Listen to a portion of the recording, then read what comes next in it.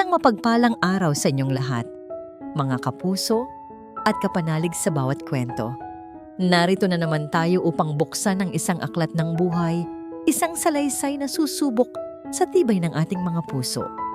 Sinasabi nilang, ang pinakamasakit na pagtataksil ay hindi nagmumula sa isang kaaway, kundi sa taong pinagkatiwalaan mo ng iyong buong mundo. Paano kung ang tahanang inakala mong paraiso ay isa palang hawlang ginto na may nakatagong lason? Malamig ang satin na kumot na bumabalot sa mga binti ni Luningning. Malamig, tulad ng hangin na ibinubuga ng aircon sa napakalawak nilang silid. Malamig, tulad ng pakiramdam niya sa loob ng Villa Esmeralda sa nagdaang 5 taon.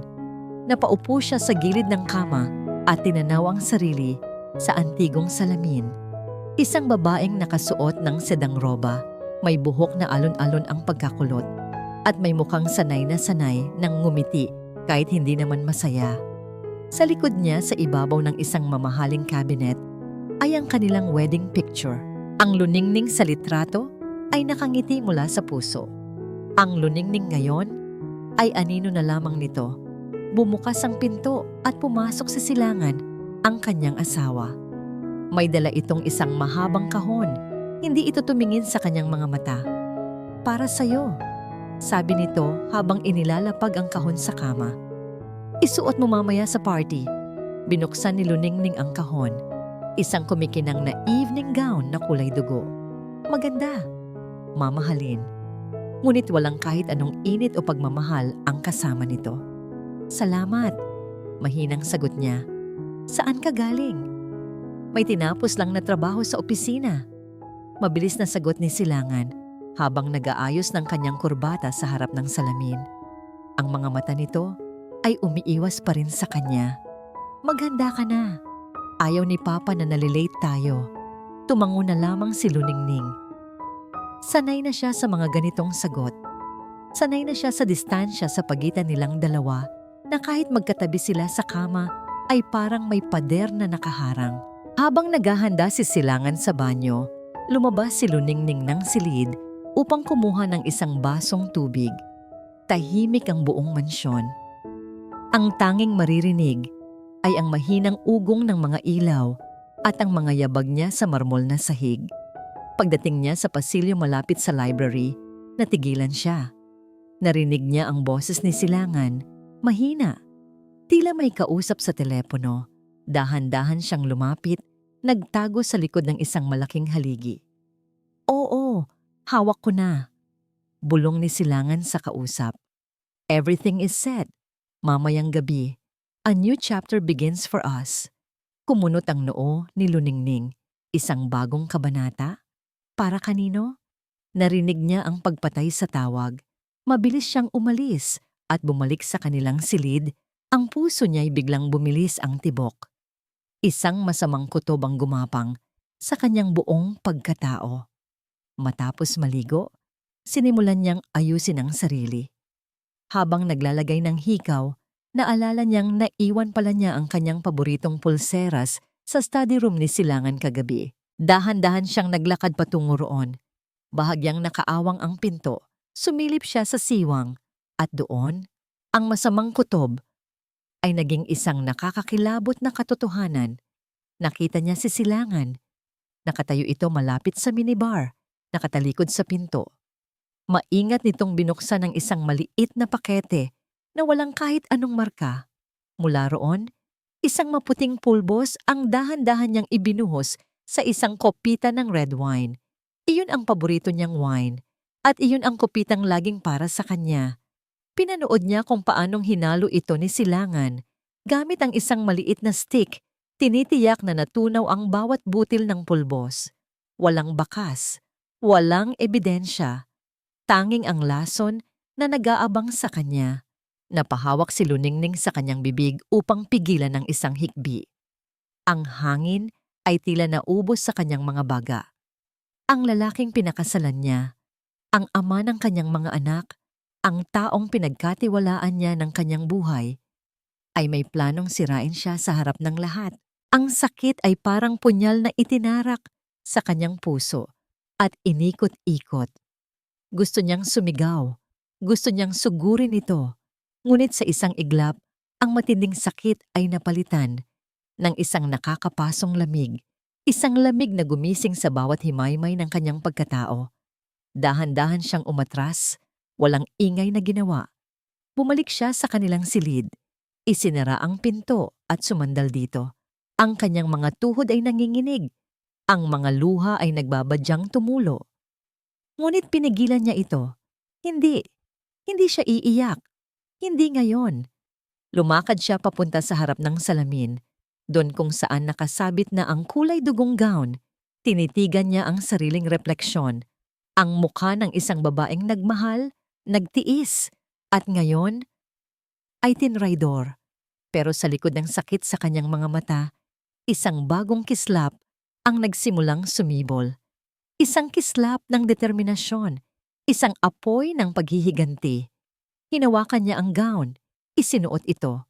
Bagay na bagay sa kanya. Habang isinasara ang zipper sa kanyang likuran, tiningnan niya ang sarili sa salamin. Hindi na ang mahinang luningning ang nakikita niya. Isa ng reyna na naghahanda para sa isang digmaan. Mahina siyang bumulong, sapat lang para marinig niya ang sariling tinig na puno ng bagsik. Akala mo ba hahayaan kong sirain mo ako, Silangan? Nagkakamali ka. Nagkikislapan ang mga chandelier ng Paraiso Gardens Hotel, tila mga bituing ninakaw mula sa kalangitan. Ang halimuyak ng mamahaling pabango at masasarap na pagkain ay magkahalo sa hangin. Ang bawat sulok ay puno ng mga taong may malalaking pangalan sa lipunan, nakabihis ng kanilang pinakamagagarang damit at alahas. Sa gitna ng lahat ng ito, si Luningning ay isang perpektong larawan ng kagandahan at karangyaan, nakakapit sa braso ng kanyang asawa. Ngunit bawat ngiti na ibinibigay niya sa mga bumabati ay isang maskara. Bawat tawa na pinapakawalan niya ay isang pagsasanay sa pag-arte. At bawat hawak niya sa braso ni Silangan ay parang paghawak sa isang ahas na naghihintay lang ng tamang oras para siya ay tuklawin. Ang kanyang mga mata ay hindi natutulog. Habang naglalakad sila, pasimple niyang pinagmamasdan ang bawat galaw, bawat sulyap, at hindi nagtagal, nakita niya ang kanyang hinahanap. Si Diamante Salvador, nakasuot ng isang napaka-sexing itim na gown. Ang mga mata ay laging nakahanap ng paraan para magtama sa mga mata ni Silangan. Isang mabilis na kindat, isang lihim na ngiti, sapat na para kumpirmahin ang lahat. At syempre, isang pagpupugay para sa ilaw ng aming pamilya, ang aming pinakamamahal na si Luningning. Ang malakas na boses ni Don Raja del Rosario ang pumuno sa buong hall. Lahat ng mata ay napunta sa kanya. Ngumiti si Luningning at bahagyang tumango. Ginagampanan ng papel ng isang mapagmahal na manugang. Pinuri siya ni Don Raja sa kanyang kabutihan, sa kanyang pagiging isang butihing ina, sa kanyang mga apo. Perpekto ang mga salita, ngunit habang nakatingin si Luningning sa kanyang mga mata mula sa entablado, wala siyang nakitang kahit anong init. Malamig, kasing lamig ng yelo. Isang tingin na tila tinitimbang siya, sinusukat ang kanyang kahalagahan. Nang matapos ang talumpati, nagsimula na muli ang tugtugan. Dito na sinimulan ni Luningning ang sarili niyang sayaw. Nagpaalam siya sandali kay Silangan at naglakad patungo sa buffet table. Tiyempo namang nandoon din si Diamante, kumukuha ng inumi. Sa isang aksidenteng paggalaw, bahagyang nabangga ni Luningning ang braso nito. Natapon ang laman ng baso ni Diamante, isang matamis at malagkit na cocktail, sa mamahalin nitong itim na gown. "Oh my God! Look what you did!" Sigaw ni Diamante, puno ng pagkainis. "Nako, pasensya ka na talaga, Miss Salvador," sabi ni Luningning. Ang boses ay puno ng pagkukunwaring pag-aalala. "Ang clumsy ko naman. Halika, samahan kita sa powder room. Tulungan kitang linisin yan." Walang nagawa si Diamante kundi sumama. Pagdating sa loob ng marangyang banyo, habang abala si Diamante sa pagpupunas ng kanyang damit, ang mga mata ni Luningning ay nakatuon sa isang bagay. ang isang diamanteng singsing sa daliri nito. Hindi ito basta-bastang singsing. Ito mismo ang singsing na ipinakita sa kanya ni Silangan noong nakaraang buwan. Sabi nito, regalo raw para sa anibersaryo ng kanyang ina. Isang kasinungalingan. Huwag kang mag-alala, Luningning, sabi ni Diamante na may halong pang-aasar habang nakatingin sa salamin. Sanay na akong may mga bagay na bigla na lang bumabangga sa akin. Ang mahalaga, alam ko kung paano sila ilagay sa kanilang tamang lugar. Isang matamis na ngiti lamang ang isinagot ni Luningning. Mabuti naman kung ganon. Bumalik sila sa hall. Ang tensyon ay tapos na. Ang ebidensya ay kumpirmado na. Ngayon, ang huling akto na lang ang kulang. Ilang sandali pa, lumapit si Silangan. May dala itong 2 kopita ng red wine. Ang puso ni Luningning ay nagsimulang tumibok ng malakas, ngunit ang kanyang mukha ay nanatiling kalmado. Para sa'yo, mahal, sabi ni Silangan. Iniabot sa kanya ang isang kopita. Ang isa naman ay para sa kanya. Ito na yon. Ito na ang baso na may lason. Nakita niya kung paano ito maingat na hawakan ni Silangan. Ang kamatayan niya na nasa isang sisidlan. Tinanggap ni Luningning ang baso. Tinitigan niya si Silangan sa mata. Para sa ating dalawa, sabi niya, itinaas ang kopita. Itinaas din ni Silangan ang kanya. Ngunit bago pa man maglapat, ang kanilang mga baso, biglang umubo si Luningning. Isang pekeng ubo. Sa pagkakataong yon, sinadya niyang mabitawan ang kanyang sedang panyo. Ay naku, sabi niya. Automatikong yumuko si Silangan upang damputin ang panyo. Sa isang iglap, mas mabilis pa sa isang kisap mata, ang mundo ni Luningning ay bumagal. Habang nakayuko si Silangan, ang kamay niya ay gumalaw ng may perpektong kalkulasyon. Ipinagpalit niya ang kanyang kopita sa kopita ni Diamante na nakapatong sa isang maliit na mesa sa tabi nila. Walang nakapansin, walang nakarinig sa mahinang kalansing ng mga babasagin. Pag-angat ng ulo ni Silangan, iniabot nito sa kanya ang panyo. Ang 2 baso ay nasa kamay na ng mga bagong may-ari. Salamat, sabi ni Luningning. Ang boses ay matatag. Mula sa di kalayuan, isang ngiting tagumpay ang sumilay sa mga labi ni Diamante habang nakatingin kay Silangan. Bilang ganti, kinindatan siya nito pabalik. Pagkatapos, walang kamalay-malay, itinaas ni Diamante ang kopita na para sana kay Luningning. Uminom siya. Inubos niya ang bawat patak. Hindi kumurap si Luningning. Mula sa kanyang kinatatayuan, pinanood niya ang lahat. Ang kanyang mga mata ay malamig, matalim, at walang kahit anong emosyon. Ang musika ay nagpatuloy. Ang mga bisita ay nagpatuloy sa kanilang pagkukwentuhan. Ngunit si Luningning, mula sa kanyang pwesto, ay hindi inaalis ang tingin kay Diamante. Pinapanood niya ang bawat pagbabago. Naghihintay sa pagdating ng unos at hindi nga nagtagal, nagsimula ito. Una, ito ay isang bahagyang panginginig ng kamay ni Diamante habang hawak ang kopita. Pagkatapos, isang biglaang pagtawa na walang dahilan na agad naman niyang tinakpan ng kanyang kamay. Nagsimula siyang lumingon-lingon. Ang kanyang mga mata ay nagpapakita ng pagkalito. Tila ba ang mga pamilyar na mukha sa paligid ay naging mga estranghero. May mga iilang nakapansin, pero ipinagsawalang bahala lang nila ito. Lasing na siguro, bulong ng isang matandang sosyalera sa katabi. Ngunit alam ni Luningning na hindi alak ang may gawa noon. Ito ay ang lason, ang katotohanan na unti-unting gumigising mula sa pagkakatago. Biglang tumayo si Diamante. Nagsimula siyang maglakad ng paikot-ikot sa kanyang pwesto. May ibinubulong siya sa sarili, mga salitang hindi marinig, ngunit malinaw ang pagkabahala sa kanyang mukha. Dia, umupo ka nga. Pinagtitinginan ka ng mga tao. Saway ni Silangan, sinubukang hawakan ng braso nito. Huwag mo kong hawakan. Biglang sigaw ni Diamante.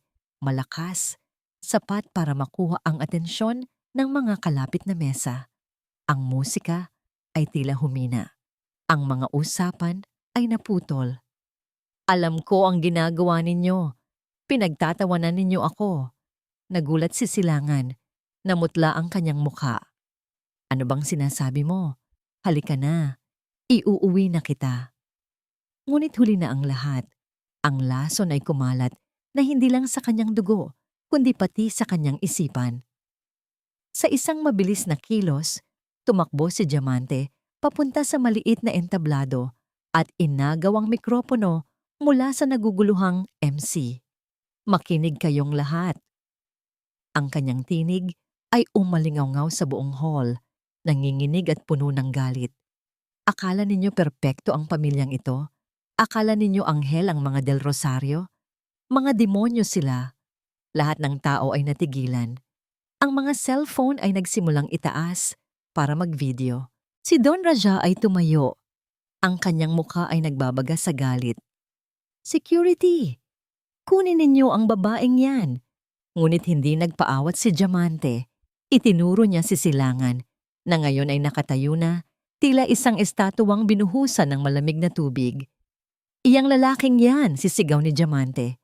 Si Silangan, ang perpektong asawa ni Luningning. Matagal na kaming may relasyon. Pinangakuan niya ako. Sabi niya, ako ang pakakasalan niya. Sabi niya, iiwanan niya ang walang kwentang babaeng yan. Isang malakas na gasgas ng pagkabigla ang narinig mula sa mga bisita. Lahat ng mga mata ay napunta kay Luningning. At doon, ginampanan niya ang kanyang papel. Ang kanyang mga mata ay nanlaki.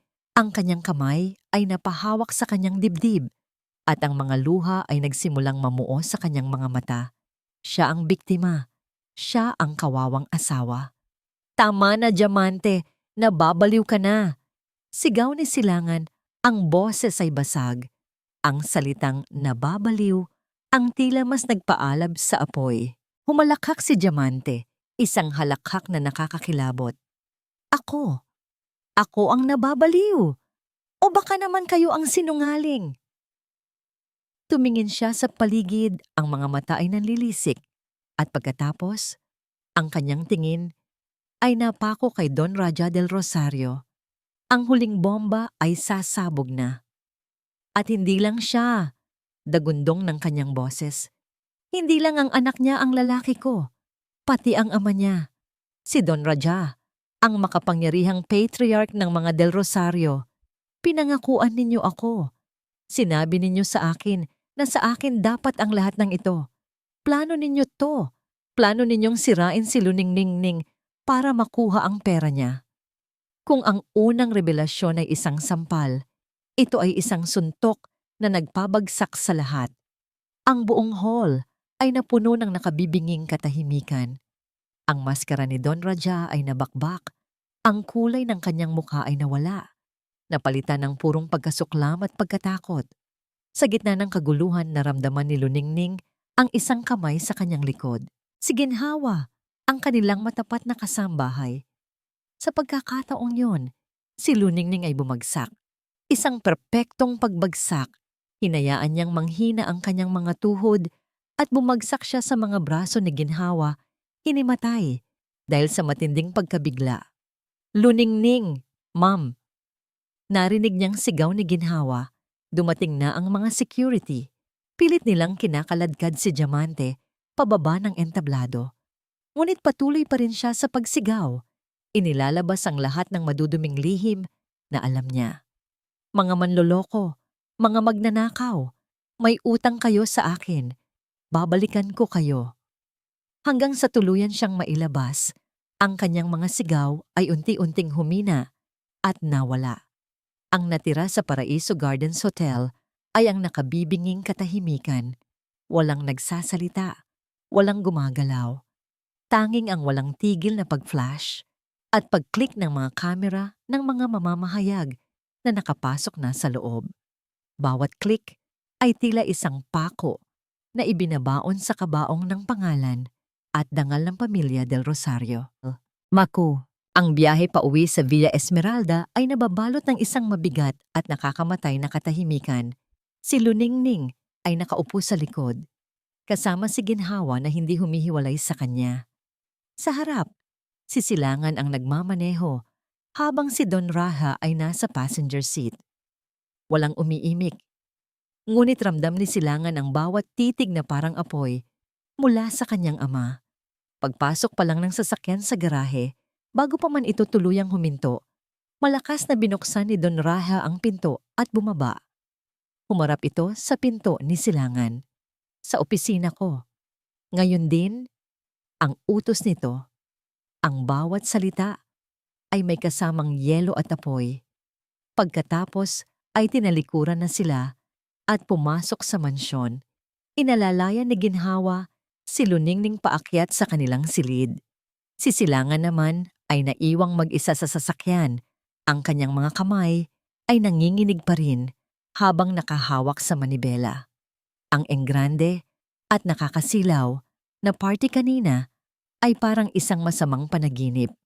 Ngunit ang galit sa mga mata ng kanyang ama ay napakatotoo. Ilang minuto siyang nanatili doon. Sinusubukang ayusin ang isip. Sinubukan niyang tawagan ang numero ni Diamante. Hindi ito matawagan. Sinubukan niya ulit. Ganoon pa rin. Isang malamig na takot ang nagsimulang gumapang sa kanyang dibdib. Ano na kaya ang nangyari kay Dia? Saan siya dinala ng mga security? Sa huli, wala siyang nagawa kundi ang sumunod. Pumasok siya sa mansyon at dumiretso sa opisina ng kanyang ama. Pagbukas niya ng pinto, isang malakas na sampal ang sumalubong sa kanya. Tanga! Sigaw ni Don Raha. Ang muka ay kulubot sa galit. Isang babae lang hindi mo kayang kontrolin. Sinira mo ang lahat. Ang pangalan natin, ang negosyo. Napahawak si Silangan sa kanyang pisngi. Ramdam ang hapdi. Papa, hindi ko naman alam na gagawin niya yon. Hindi mo alam? Isa na namang sigaw. Trabaho mong alamin.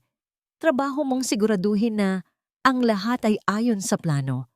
Pero ano ang ginawa mo? Hinayaan mong mag-eskandalo ang kirida mo sa harap ng buong Maynila. Ano na ang gagawin natin? Halos pabulong na tanong ni Silangan. Humugot ng malalim na hininga si Don Raja. Tila sinusubukang pakalmahin ang sarili. Naglakad ito papunta sa bintana at tumingin sa madilim na hardin. Kailangan nating linisin ang kalat na ito. Ngayon din, tatawagan ko ang mga koneksyon ko. Ipalalabas nating may mental history si Diamante. Isang desperadang babae na may obsesyon sa'yo. At ikaw, lumingon ito at tinitigan si Silangan ng masama. Ang trabaho mo ay kausapin ang asawa mo. Kailangan natin siya. Kailangan nating ipakita sa lahat na iisa pa rin tayong pamilya, na naniniwala siya sa'yo. Iyon ang pinakamahirap na parte. Dahan-dahang umakyat si Silangan sa kanilang silid. Pagbukas niya ng pinto, nakita niya si Luningning. Nakaupo ito sa kama, nakatanggal na ang mamahaling gown at nakasuot na muli ng simpleng roba. Ang kanyang muka ay blanko, walang emosyon. Lumuhod si Silangan sa kanyang harapan. Hinawakan niya ang mga kamay nito. Malamig, walang buhay. Mahal, Luningning, patawarin mo ako. Nagsimula siyang umiyak. Mga totoong luha ng pagsisisi at takot. Hindi ko sinasadya. Napilitan lang ako. Si Papa ang may gusto ng lahat. Ginipit niya ako. Patawarin mo ako. Please. Nagpatuloy siya sa pag-iyak at pagmamakaawa. Inamin niya ang relasyon nila ni Diamante. Sinabi niyang isang pagkakamali lang ang lahat. Paulit-ulit niyang sinabi ang salitang patawad. Ngunit sa buong panahon na iyon, si Luningning ay hindi gumalaw. Hindi siya nagsalita. Nakatingin lang siya sa isang malayong punto sa dingding. Tila ba hindi naririnig ang kahit ano. Ang kanyang mga mata ay tulad ng isang malalim na balon, madilim at walang kahit anong liwanag. Nang mapagod na si Silangan sa kaiiyak at nang mapagtanto niyang wala siyang makukuhang sagot, dahan-dahan siyang tumayo. Luningning, magsalita ka naman please. Pakiusap niya. Doon lang gumalaw si Luningning. Dahan-dahan niyang inangat ang kanyang tingin at tinitigan si Silangan. Isang tingin na walang pagmamahal, walang galit, walang awa. Isang tingin na ganap na blangko. Pagkatapos, nagsalita siya. Isang pangungusap lang. Ang kanyang boses ay mahina, ngunit matalim. Parang isang piraso ng bubog. Umalis ka sa harapan ko bago pa kita tuluyang isumpa. Parang isang sampal na mas malakas pa sa sampal ng kanyang ama ang mga salitang iyon. Walang nagawa si Silangan kundi ang tumalikod. Dala ang bigat ng kanyang kasalanan. Lumabas siya ng silid at marahang isinara ang pinto. Iniwan si Luningning sa katahimikan ng nasirang pagtitiwala. Ang mga sumunod na araw ay isang bagyo ng media. Gaya ng inaasahan, kumilos ang makinarya ng mga Del Rosario. Ang pangalan ni Diamante Salvador ay nasa lahat ng balita, hindi bilang kabit, kundi bilang isang babaeng may malubhang mental instability at erotomanic delusions. May mga lumabas na pekeng medical records, mga bayarang testimonya mula sa mga kaibigan. Mabilis at marumi ang kanilang paglilinis. Si Luningning naman ay nanatili sa loob ng kanyang silid, isang bilanggo sa sarili niyang tahanan. Alam niyang hinihintay lang nila ang kanyang susunod na galaw. Isang hapon, habang nag-iisa siya, isang formal na lalaking nakasalamin ang kumatok sa kanyang pinto. Nagpakilala ito bilang si Attorney De Vega, ang abogado ng pamilya. Walang paligoy-ligoy, inilatag nito sa harapan niya ang isang makapal na dokumento. Mrs. Del Rosario, sabi ng abogado sa isang malamig at profesional na tono. This is a non-disclosure agreement. In exchange for your silence and cooperation in maintaining the family's public image, Don Raja is prepared to offer you a very generous settlement, a trust fund for your daughters, properties under your name, a life of comfort. Hindi umimik si Luningning. Tinitigan lang niya ang mga papel. Isang kontrata para bilhin ang kanyang katahimikan. Isang presyo para sa kanyang dangal. Consider this a gesture of goodwill, dagdag pa ng abogado, to protect the family, especially the children, from any further scandal. Ang huling mga salita ay tila may nakatagong patalim, isang babala. Nang makaalis ang abogado, naiwan si Luningning na nakatitig sa kontrata. Naramdaman niya ang mga pader ng Villa Esmeralda na tila unti-unting lumalapit. Sinasakal siya. Paano siya lalaban? Mag-isa lang siya. Biglang tumunog ang kanyang cellphone. Isang unknown number. Binuksan niya ang mensahe. Naglalaman ito ng isang litrato. Ang kanyang dalawang anak na babae, sina Sinagtala at Liwanag, ay masayang naglalaro sa playground ng kanilang eskwelahan. Ngunit ang litrato ay malinaw na kinuha mula sa malayo. Gamit ang isang malakas na lente. May isang anino ng isang tao sa gilid, isang tagamasid. Walang text, walang salita. Ngunit ang mensahe ay mas malinaw pa sa sigaw. Hawak namin sila. Sumunod ka. Nabitawan ni Luningning ang kanyang cellphone. Ang lamig na kanina'y bumabalot sa kanya ay napalitan ng nagyayelong takot. Dito na siya natalo. Pwede niyang isugal ang sarili niya, pero hindi ang buhay ng kanyang mga anak. Ang mga luhang matagal niyang pinigilan ay nagsimula nang bumagsak. Napahagulgol siya. Ang kanyang katawan ay nanginginig sa kawalan ng pag-asa. Biglang bumukas ang pinto at mabilis na pumasok si Ginhawa. Agad nitong nilapitan si Luningning at niyakap. Ma'am Ning, ano po ang nangyari? Ipinakita ni Luningning ang litrato. Nakita niya ang pagbabago sa mukha ni Ginhawa mula sa pag-aalala. Naging matigas ito, puno ng galit na matagal nang kinikimkim. Tumayo si Ginhawa. Walang salitang lumakad ito papunta sa pinto at nilock ito. Pagkatapos, lumapit ito sa isang lumang baul sa sulok ng walk-in closet ni Luningning. Isang baul na minana pa niya sa kanyang ina. Hawa, anong ginagawa mo? Tanong ni Luningning sa gitna ng kanyang paghikbi. Hindi sumagot si Ginhawa. Binuksan nito ang baul. Mula sa ilalim ng mga lumang damit at alaala, kinuha nito ang isang maliit na kahon na yari sa kahoy. Luningning, sabi ni Ginhawa. Ang boses ay seryoso. at iba sa nakasanayan niya. May mga bagay na dapat mo nang malaman. Ang pagiging tagapag-alaga mo ay hindi ko lang trabaho. Ito ay isang pangako. Naguguluhan si Luningning. Anong, anong ibig mong sabihin? Humarap si Ginhawa sa kanya. Ang mga mata ay seryoso. Hindi lang ako ang inutusan ng iyong ina na bantayan ka. Kapatid niya ako. Tiyahin mo ako, Luningning. Natigilan si Luningning. Ang kanyang mga luha ay tumigil sa pagpatak, gulat, pagkalito. Titiyahin! Tumango si Ginhawa. Bago mamatay ang ate, may hinala na siyang may masamang mangyayari. Pinakiusapan niya akong magpanggap na kasambahay para mabantayan kita nang hindi nila nalalaman. Sa loob ng maraming taon, nagmasid ako, nakinig, at nag-ipon. Binuksan ni Ginhawa ang kahon. Sa loob, may mga dokumento, mga kopya ng financial records na may mga kaduda-dudang transaksyon. May isang maliit na digital recorder at sa ilalim ng lahat, may isang nakatuping liham. Ang mga yan, ebidensya ng mga panloloko nila sa negosyo. Sabi ni Ginhawa, itinuturo ang mga papel. At ito, kinuha nito ang recorder at pinindot. Isang pag-uusap ang umalingaungaw sa silid.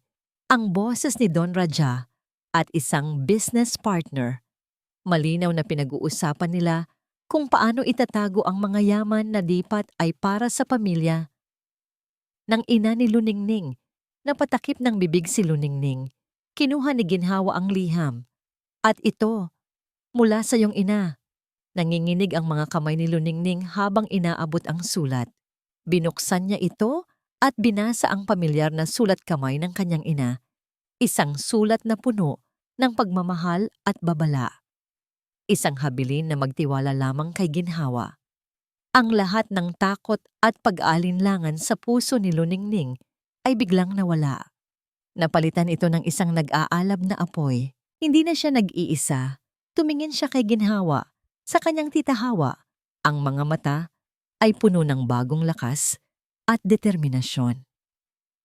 Ngumiti si Ginhawa. Mula sa kanyang bulsa, may kinuha itong isang maliit at antigong susi. Inilagay niya ito sa palad ni Luningning. Anak, oras na para singilin ang mga may utang sa atin. Nawala ang mga luha. Ang takot na minsay nagpamanhid sa buong pagkatao ni Luningning ay napalitan ng isang matatag na tapang. Ang kanilang silid-tulugan, na dati simbolo ng kanyang kalungkutan, ay naging war room nila ni Ginhawa. Sa ibabaw ng kama, nakalatag ang mga dokumento na inipon ni Ginhawa sa loob ng maraming taon. Mga numero, mga pangalan, mga petsa na bumubuo sa isang mapa ng kasakiman ng pamilya Del Rosario. Ang digital recorder ay nasa tabi, handang iparinig muli ang mga kasinungalingang ibinulong sa dilim. Dito, sabi ni Luningning, ang kanyang daliri ay nakaturo sa isang ledger. May malaking cash withdrawal sila 3 araw bago isinara ang deal sa Alcantara Holdings, ang kumpanya ni Lolo. Ang kanyang boses ay kalmado ngunit may talim. Ang utak na matagal niyang isinantabi para maging isang perpektong asawa at ina ay muling gumising. Ang dating Luningning na nagtapos ng business administration na may pinakamataas na karangalan ay nagbabalik. Iyan ang simula ng lahat, sabi ni Ginhawa. Ang mga mata ay nag-aalab. Pagkatapos mamatay ng lolo mo, unti-unti nilang sinimulang ilipat ang mga pondo sa mga dummy corporations na pag-aari ni Don Raja. Gabi-gabi, pagkatapos matulog ng mga bata, iyon ang kanilang ginagawa. Pinag-aaralan ang bawat papel. Kinokonekta ang bawat hibla ng panloloko. Sa isang gabi, habang nakatitig si Luningning sa isang lumang litrato ng kanyang ina na kasama sa mga gamit, napansin ni Ginhawa ang pagod sa kanyang mga mata. Kamukha mo talaga ang iyong ina, mahinang sabi ni Ginhawa. Matapang, hindi mo nakikita sa una, pero kapag sinubok ng panahon, lumalabas ang tunay na lakas. Naalala ni Ginhawa ang huling pag-uusap nila ng kanyang kapatid. Nasa isang pribadong silid sila sa ospital. Ang amoy ng gamot ay nanunuot sa hangin. Payat na ang katawan ng ina ni Luningning, ngunit ang pagkakahawak nito sa kanyang kamay ay mahigpit. Hawa, bulong nito, hirap ng huminga. Hindi aksidente ang sakit kong ito. May nararamdaman ako. Alam kong may masama silang binabalak. Ang Luningning ko, ang mga apo ko. Ate, huwag kang magsalita ng ganyan. Umiiyak na, sabi ni Ginhawa. Makinig ka. Pagpapatuloy nito, ang mga mata ay nagmamakaawa. Kung ano man ang mangyari sa akin, bantayan mo ang Luningning ko. Huwag mo siyang pababayaan. Pangako mo sa akin, Hawa. Ang pangakong yon ang naging sandata ni Ginhawa sa loob ng maraming taon. At ngayon, kasama ang anak ng kanyang kapatid, tutuparin niya ito. Tita Hawa, biglang sabi ni Luningning, binasag ang katahimikan. Hindi natin ito kayang gawin mag-isa. Kailangan natin ng tulong mula sa labas. Isang taong hindi nila kontrolado. Isang taong maglalabas ng katotohanan. Sino? Humugot ng malalim na hininga si Luningning. May isang pangalan sa kanyang isip. Isang kaibigan mula sa kolehiyo. Isang taong matalino, walang takot, at may paninindigan. Kinuha niya ang kanyang burner phone, isang lumang telepono na binili ni Ginhawa para sa mga emergency. Nagdial siya ng numero na matagal na niyang memoryado. Pagkatapos ng ilang ring, isang boses lalaki ang sumagot. Hello? Marco? Nanginginig ang boses ni Luningning. Si Luningning to. Luningning Alcantara. Isang sandaling katahimikan sa kabilang linya. Ning, ikaw ba yan? Luningning del Rosario na ngayon. Di ba? Napatawag ka? Ayos ka lang ba? Nabasa ko ang mga balita. Marco, wala akong masyadong oras. Putol ni Luningning. Kailangan ko ng tulong mo. Isang tulong na mapanganib at posibleng ikasira ng karir mo. Pero kailangan kong malaman kung mapagkakatiwalaan pa rin kita. Narinig niya ang pagbuntong hininga ni Marco. Si Marco Reyes, isa na ngayong iginagalang na investigative journalist. Ning, alam mo ang sagot dyan. Para sa'yo, oo naman. Anong kailangan mo? Doon, isinalaysay ni Luningning ang lahat. Mabilis at direkta. Walang tinago. Nang matapos siya, si Marco ay hindi agad nakapagsalita. Grabe. Iyon lang ang nasabi nito. Okay, heto ang gagawin natin. Kinagabihan, pagkatapos ng detalyadong plano nila ni Marco, umupo si Luningning sa harap ng isang laptop. Gumawa siya ng isang secure, anonymous email address. Hindi pera ang unang sisira kay Don Raja, bulong ni Luningning kay Ginhawa, kundi ang tiwala, ang reputasyon na matagal niyang iningatan. Ang una nilang target, si Mr. Tanaka, isang napaka-konserbatibong Japanese investor na kilala sa kanyang zero-tolerance policy sa anumang uri ng korupsyon. Siya ang isa sa mga pinakamalaking partner ng Del Rosario Group of Companies. Nag-attach si Luningning ng isang dokumento. Isang maliit na piraso lang ng ebidensya. Isang bank statement na nagpapakita ng malaking halaga na pumasok sa personal na offshore account ni Don Raja mula sa kumpanya ni Mr. Tanaka na nakatala bilang representation expenses. Isang patunay ng panunuhol. Isinulat niya ang email. Walang emosyon. Maikli at direkta. Subject, regarding your partnership with Del Rosario Group of Companies. Body, for your immediate and confidential review. Nilagay niya ang email address ni Mr. Tanaka. Ang kanyang daliri ay nag-hover sa ibabaw ng send button. Tumingin siya kay Ginhawa na tumango sa kanya. Humugot siya ng malalim na hininga at pinindot ito. Isang maliit na swoosh na tunog ang narinig mula sa laptop. Ang unang bato ay inihagis na. Ngumiti si Luningning, isang nangiting malamig at puno ng pangako.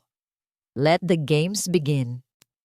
Ang imperyo ng Del Rosario ay itinayo ni Don Raha sa pundasyon ng takot at kapangyarihan. Sanay siyang ang kanyang salita ang batas, ang kanyang utos ang katuparan. Ngunit sa unang pagkakataon, sa loob ng 30 taon, naramdaman niya ang pagyanig sa pundasyong yon at hindi niya alam kung saan ito nanggagaling. Nagsimula ito sa isang tawag mula sa Tokyo. Si Mr. Tanaka, ang kanyang pinakamahalagang Japanese investor, ay biglang nag-pull out sa isang multibilyong proyektong matagal na nilang pinaplano. Ang dahilan?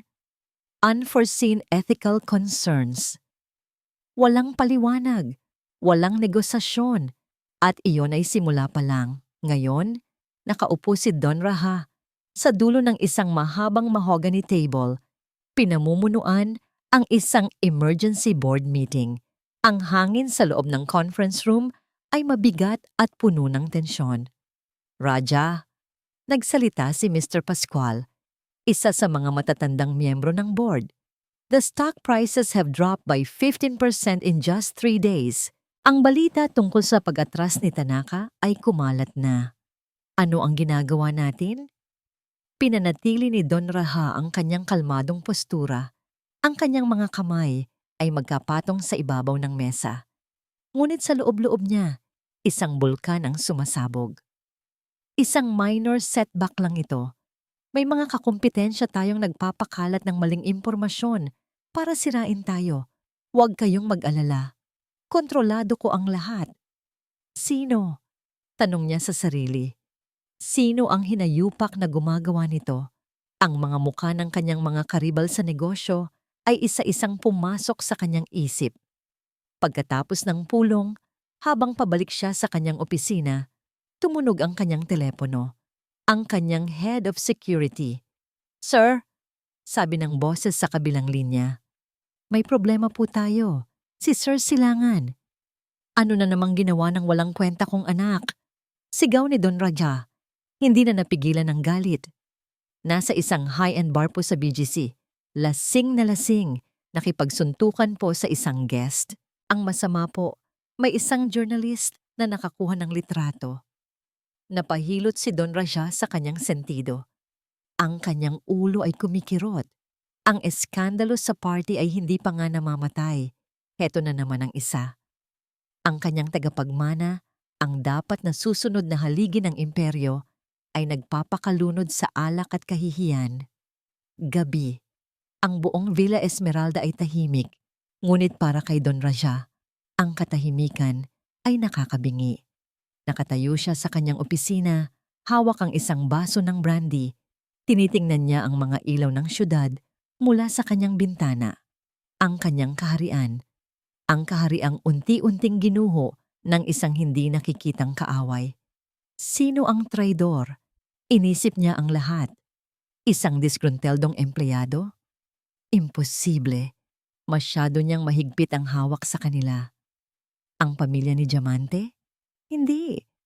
Mga pobreng walang kakayahang gumawa ng ganito kalaking pinsala. Si Diamante mismo? Ayon sa huli niyang balita, nasa isang private wellness facility ito. Hindi makakagalaw. Ang kanyang tingin ay napadako sa pasilyo sa itaas, patungo sa silid ng kanyang manugang. Si Luningning. Mula nang mangyari ang eskandalo, si Luningning ay naging isang anino sa loob ng bahay. Tahimik. Laging nasa loob ng silid. Minsan, nakikita niya itong kasama ang mga bata sa hardin. Ang mukha ay blanko. Ang perpektong larawan ng isang asawang nasaktan at nawalan ng pag-asa. Umiling si Don Raha at uminom mula sa kanyang baso. Imposible, isip niya. Masyadong mahina ang babaeng yon. Masyadong abala sa pag-iyak at pagmumukmok. Para sa kanya, si Luningning ay isang magandang palamuti lamang. Isang kasangkapan para sa magandang imahe ng pamilya. Hindi kailanman isang banta. Sa gitna ng kanyang malalim na pag-iisip, biglang nag-vibrate ang kanyang telepono na nasa ibabaw ng mesa. Isang text message mula sa isang unknown number. Binuksan niya ito. Iilang salita lang ang nakasulat, ngunit ang bawat letra ay tila tumusok sa kanyang mga mata. May utang na dugo ang dapat bayaran. Kasabay ng mensahe, may isang image file na nakakabit. Dahan-dahan niyang pinindot ito. Nag-load ang litrato. Isang lumang litrato. Isang babaeng nakangiti, masaya at puno ng buhay. Isang mukha na matagal na niyang sinubukang kalimutan. Ang ina ni Luningning. Nabitawan ni Don Raha ang kanyang baso. Ang mamahaling kristal ay nabasag sa marmol na sahig, kasabay ng pagkabasag ng kanyang pinakaiingatang kontrol. Ang alak ay kumalat na parang dugo. Nanigas siya sa kanyang kinatatayuan. Ang kanyang paghinga ay bumilis. Ang lahat ng ingay sa kanyang isip ay nawala. Ang negosyo, ang pera, ang kahihiyan, lahat ay naglaho. Ang natira na lang ay ang mukha mula sa nakaraan at ang isang mensaheng malinaw pa sa sikat ng araw. Hindi ito tungkol sa negosyo. Ito ay personal. At ang multo na akala niya ay matagal na niyang nailibing ay nagbabalik para maningil. Ang hapagkainan ng mga Del Rosario ay laging enggrande. Mahaba ang mesa, yari sa pinakamahal na kahoy. Ang mga plato ay porselana. Ang mga kubyertos ay pilak. Ngunit ngayong gabi, ang lahat ng karangyaan ay tila isang palamuti sa isang burol. Ito ang hiling ni Luningning. Isang family dinner. Isang pagkakataon para pag-usapan ang hinaharap. Isang paanyaya na hindi matanggihan ni Don Raja. Lalo na't gusto niyang panatilihin ang ilusyon ng isang buong pamilya habang bumabagyo sa labas. Si Don Raja ay nakaupo sa kabisera. Sa kanyang kanan, si Silangan, payat, maputla, at may maitim na bilog sa ilalim ng mga mata. Ang amoy ng alak ay bahagyang kumakapit sa mamahalin nitong damit. Sa kanyang kaliwa, si Luningning, kalmado, tahimik, suot ang isang simpleng puting bestida. Ang kanyang presensya ay tila isang liwanag sa gitna ng kadiliman. Ang tanging maririnig ay ang kalansing ng mga kubyerto sa plato. Walang nagsasalita. Ang tensyon ay hinihiwa ng kutsilyo. Bakit mo kami pinatawag dito, Luningning? Sa wakas ay binasag ni Don Raha ang katahimikan. Ang boses ay walang pasensya. Itinigil ni Luningning ang pagkain. Dahan-dahan niyang ipinatong ang kanyang mga kubyerto sa tabi ng plato. Inangat niya ang kanyang tingin at sinalubong ang mga mata ng kanyang biyenan. Walang takot, walang pag-aalinlangan. Para magkaroon tayo ng isang tapat na pag-uusap, Papa. Sagot niya, ang bawat salita ay malinaw at matatag. Bilang isang pamilya. May diin sa huling salita. Isang mapaklang na ngisi ang gumuhit sa labi ni Don Raha. Pag-uusap o banta? Sa halip na sumagot, kinuha ni Luningning ang isang maliit na remote control mula sa kanyang tabi. Isang remote na hindi pamilyar sa dalawang lalaki. Itinutok niya ito sa pader sa kanyang likuran. Isang malaking, blankong pader. Pinindot niya ang isang buton. Isang tunog ng pag-andar ang narinig at isang malaking projector screen ang dahan-dahang bumaba mula sa kisame. Tinatakpan ang mamahaling painting sa pader. Naguguluhang nagkatinginan sina Don Raja at Silangan. Pinindot muli ni Luningning ang remote. Ang screen ay umilaw. Ang unang lumabas, isang kopya ng bank statement. Ang parehong dokumento na ipinadala niya kay Mr. Tanaka. Ipinapakita nito ang malinaw na paglipat ng pondo mula sa isang subsidiary ng Del Rosario Group patungo sa offshore account ni Don Raja. Ano to? Halos pabulong na, sabi ni Silangan, nakatingin sa kanyang ama. Hindi sumagot si Don Raja. Ang kanyang mga mata ay nanlilisik, nakatuon kay Luningning. Ang babaeng akala niya ay isang tupa ay isa palang lobo. Sunod na pinindot ni Luningning ang remote. Ang dokumento ay napalitan ng isang video, walang tunog. Isang kuha mula sa isang hidden camera sa parking lot ng isang hotel. Si Don Raja at si Diamante magkausap. Inabutan ni Don Raja si Diamante ng isang sobre. Sunod na larawan, isang kopya ng bank transfer. Mula kay Diamante, papunta sa isang doktor na siyang pumirma sa pekeng medical records nito. Lahat ng ito, kagagawan mo? Sabi ni Don Raja. Ang boses ay nanginginig sa pigil na galit. Hindi siya sinagot ni Luningning. Pinindot niya ang huling buton. Isang audio file. Ang katahimikan ng dining hall ay binasag ng isang pamilyar na boses. Ang boses ni Don Raja mula sa isang pag-uusap na na-record ni Ginhawa ilang linggo bago ang party. Kailangan nating makuha ang kontrol sa mana ni Luningning. Ang kumpanya ay nalulugi. Siya ang solusyon. Silangan, kailangan mong gawin ang lahat ng sasabihin ko. Sumunod ang boses ni Silangan, mahina at nag-aalinlangan. Papa, pero paano? At ang huling dagok, ang boses ni Don Raha, malamig at walang awa. May ibibigay ako sa'yo, isang gamot. Ilagay mo sa inumin niya sa party. Gagawa tayo ng eksena. Ipapamukha nating nawawala siya sa sarili. Kapag napatunayan nating unstable siya, madali na nating makukuha ang lahat. Gawin mo para mapasa atin na ang lahat. Wala siyang silbi. Sa pagtatapos ng recording, isang nakabibinging katahimikan ang muling bumalot sa silid. Si Silangan ay napahagulgol. Ibinagsak niya ang kanyang mukha sa kanyang mga palad. Patawarin mo ko, Ning. Patawarin mo ko. Ang kanyang mga balikat ay nayayanig sa tindi ng pagsisisi at pag-iyak. Lahat ng kasinungalingan ay gumuho. Ang natira ay ang hubad na katotohanan ng kanyang karuwagan. Ngunit si Don Raja ay iba. Ang takot sa kanyang mga mata ay napalitan ng purong galit. Isang galit ng isang haring naisahan, ng isang mandaragit na nahulog sa sarili niyang bitag. Sa isang mabilis na kilos, tumayo siya.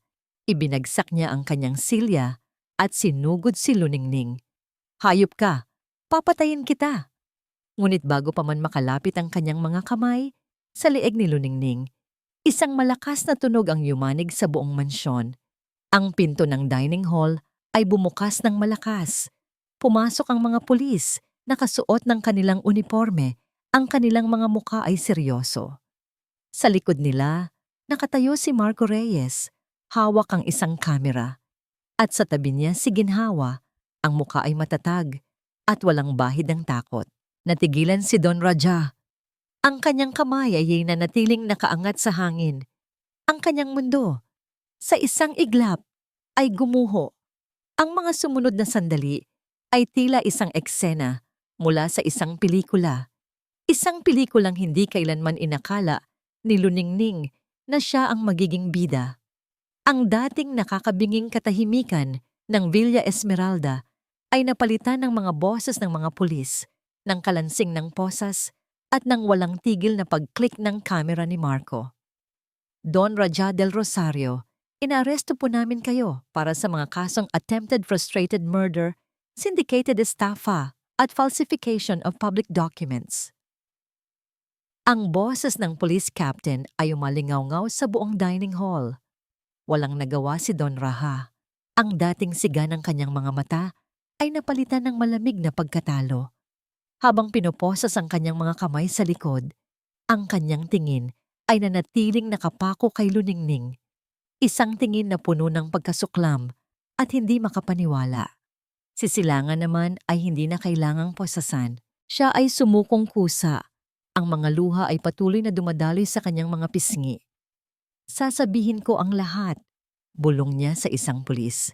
Lahat-lahat. Bago siya tuluyang ilabas, humarap siya kay Luningning sa huling pagkakataon.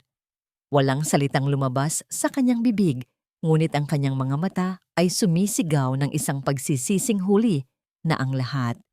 Pinanood ni Luningning ang paglabas nilang dalawa, ang pagpasok nila sa police car, ang mga ilaw na pula at asul mula sa sasakyan ng pulis ay sumasayaw sa mga bintana ng mansyon, tila isang huling paalam sa isang madilim na kabanata. Nang mawala na ang mga sasakyan at nang tumahimik na ang paligid, doon lang naramdaman ni Luningning ang padoy. Isang pagod na hindi lang pisikal, kundi emosyonal. Naramdaman niya ang kamay ni ginhawa sa kanyang balikat. "Tapos na, anak. Tapos na," sabi nito. Ang boses ay puno ng ginhawa. Kinabukasan, ang pangalan ng Del Rosario ay nasa lahat ng pahayagan at balita. Ngunit sa pagkakataong ito, wala nang magagawang damage control.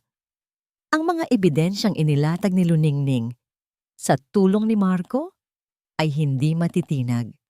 Ang buong imperyo na itinayo sa kasinungalingan ay gumuho na parang isang kastilyong buhangin. Ang mga ari-arian ay na-freeze, ang mga bank account ay isinara, at ang mga kasosyo ay isa-isang tumalikod. Sa loob ng Villa Esmeralda, nagsimula ng mag-impake si Luningning. Hindi ng mga mamahaling damit o alahas, kundi ng mga bagay na tunay na mahalaga sa kanya. Ang mga larawan ng kanyang mga anak, ang mga libro na iniwan ng kanyang ina, ang mga simpleng bagay na nagpapaalala sa kanya kung sino siya bago siya naging isang Del Rosario. Habang inaayos niya ang isang kahon, lumapit sa kanya ang kanyang dalawang anak, sina Sinagtala at Liwanag. "Mami, aalis na po ba tayo dito?" Tanong ni Sinagtala. Ang kanyang mga mata ay nagpapakita ng kaunting pagkalito. Lumuhod si Luningning para maging kapantay nila. Hinawakan niya ang kanilang maliliit na kamay. "Oo, anak. Babalik tayo sa probinsya. Sa bahay ni Lola. Mas maliit doon, pero mas masaya." "Hindi na po ba natin makikita si Daddy?" Tanong naman ni Liwanag. Isang kirot ang naramdaman ni Luningning sa kanyang dibdib. Huminga siya ng malalim. "Magpapahinga muna si Daddy. Pero mahal na mahal niya kayo. Huwag ninyong kalimutan yan ha." Niyakap niya ang kanyang mga anak, mahigpit. Ito ang kanyang tunay na yaman. Ito ang dahilan kung bakit siya lumaban. Bago sila tuluyang umalis, may isang lugar pa siyang pinuntahan. Ang sementeryo. Nakatayo siya sa harap ng puntod ng kanyang ina. Nilinis niya ang ilang mga tuyong dahon sa ibabaw nito at inilapag ang isang palumpon ng puting bulaklak. "Ma," bulong niya sa hangin. "Natupad ko na po. Nabigyan ko na ng hustisya ang pangalan natin. Sana, kung nasaan ka man ngayon, payapa ka na." Isang mahinang hangin ang umihip, tila isang haplos mula sa nakaraan. Sa unang pagkakataon, sa loob ng maraming taon, naramdaman ni Luningning ang tunay na kapayapaan. Pagsakay nila sa sasakyan, isang simpleng van, hindi na ang mamahaling kotse na dati nilang sinasakyan. Kasama si Ginhawa at ang kanyang mga anak, sinabi niya sa driver na umalis na. Habang papalayo sila, tinanaw niya ang Villa Esmeralda mula sa salamin sa bintana. Ang malaking mansyon, ang gintong hawla na naging bilangguan niya, ay unti-unting lumiliit. Isang luha ang pumatak mula sa kanyang mata. Ngunit hindi ito luha ng kalungkutan. Ito ay luha ng paglaya. Isang luha na naghuhugas sa lahat ng sakit at nagdidilig sa binhi ng isang bagong simula. Lumipas ang 6 na buwan. Ang malamig at artipisyal na hangin ng Villa Esmeralda ay napalitan na ng sariwa at malinis na simoy ng hangin sa probinsya ng Amihan.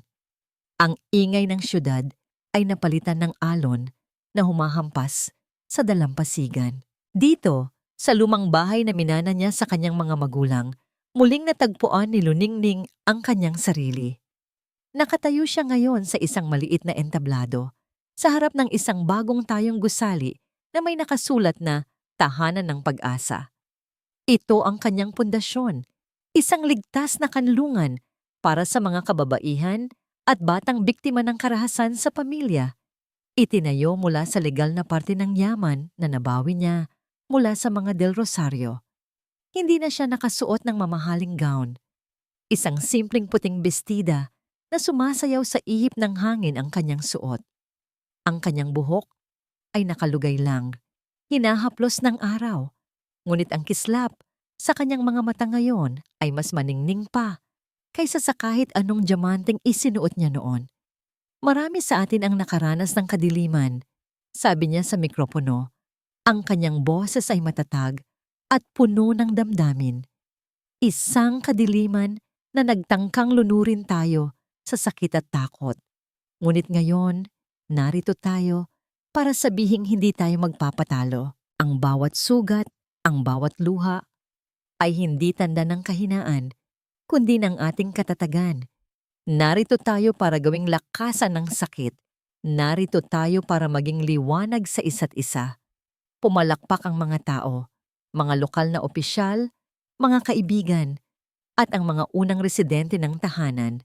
Sa gilid, nakatayo si Ginhawa, pumapalakpak habang may mga luhang dumadaloy sa kanyang mga pisngi, mga luha ng tagumpay at pagmamalaki. Kinagabihan, habang mahimbing nang natutulog ang kanyang mga anak, tahimik na nakaupo si Luningning sa beranda. Nakatingin sa karagatan na tinatamaan ng liwanag ng buwan. Lumapit si Ginhawa, may dalang isang sobre. Dumating ito kanina, sabi nito. Ang selyo sa likod ay mula sa Bureau of Corrections. Alam na ni Luningning kung kanino ito galing. Kinuha niya ang sulat. Binuksan. Ang sulat kamay ni Silangan ay magulo. Tila isinulat ng isang taong nanginginig. Puno ito ng pagsisisi, ng mga sana at patawad. Puno ito ng mga alaala ng kanilang masayang nakaraan at ng pag-amin sa kanyang karuwagan at kahinaan sa ilalim ng kapangyarihan ng kanyang ama.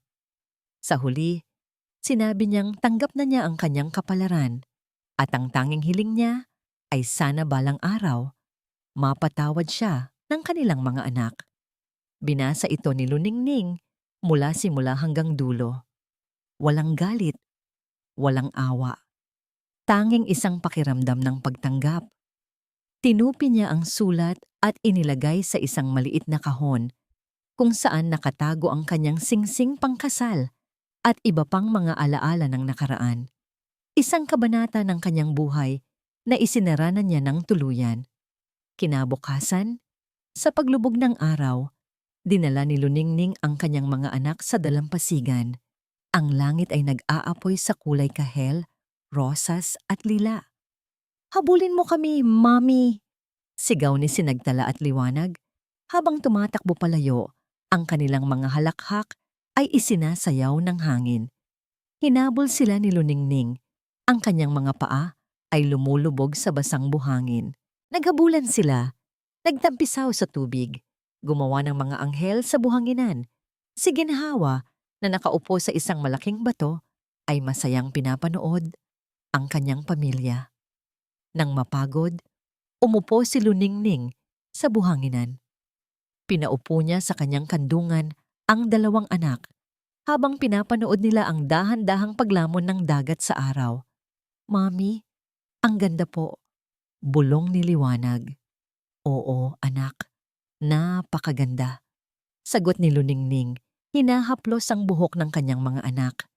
Sa sandaling iyon, habang yakap niya ang kanyang dalawang kayamanan, habang dinadama ang malamig na hangin sa kanyang pisngi, naramdaman ni Luningning ang isang kapanatagan na hindi kayang bilhin ng kahit anong pera. Ang sakit ng nakaraan ay naroon pa rin, pero hindi na ito isang sugat na dumudugo. Isa na lamang itong pilat, isang paalala ng laban na kanyang ipinanalo. Tumingin siya sa papalubog na araw. Ang dating Luningning ay isang anino na sumasalamin lamang sa liwanag ng yaman ng kanyang asawa. Ngunit ang babaeng nakaupo ngayon sa dalampasigan ay iba na. Siya na mismo ang Liwanag, isang bagong Luningning. At dito nagtatapos ang ating kwento. Isang salaysay ng pagtitiis, pagbangon at paghihiganti na nauwi sa kapayapaan. Ang kwentong ito ay nagpapaalala sa atin na ang kasamaan at panlilinlang ay may katapusan.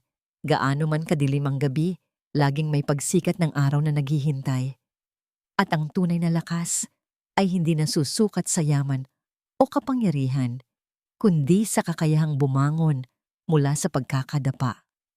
Harapin ang katotohanan at piliin ang kapayapaan para sa sarili. Maraming salamat po sa inyong pagsama sa paglalakbay ni Luningning. Sana po ay may napulot kayong aral at inspirasyon sa kanyang kwento. Ano po ang masasabi ninyo sa kanyang naging desisyon? At anong klaseng kwento naman ang gusto ninyong marinig sa susunod? I-comment lamang po sa ibaba. Hindi dito nagtatapos ang ating paglalakbay. Marami pa pong kwentong kasing ganda at mas puno ng aral dito sa aming channel. Kung nagustuhan nyo ang kwentong ito, i-like, i-share sa pamilya at mga kaibigan at mag-subscribe na rin para lagi kayong updated sa mga susunod pa naming kwento. I-click nyo ang notification bell para kayo ang unang makarinig kapag may bago kaming upload. Pagpalain po kayo ng Panginoon, kayo at ang inyong buong pamilya. Hanggang sa muli.